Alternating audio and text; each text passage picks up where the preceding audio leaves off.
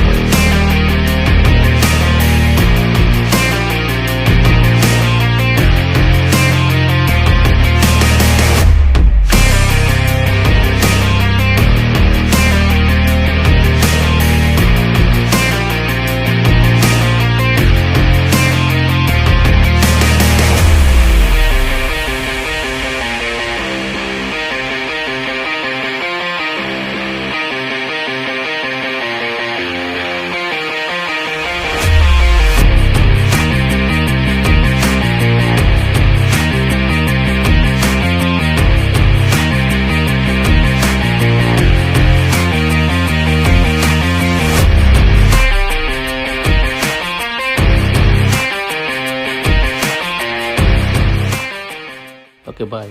Next வீடியோவில் பார்ப்போம்.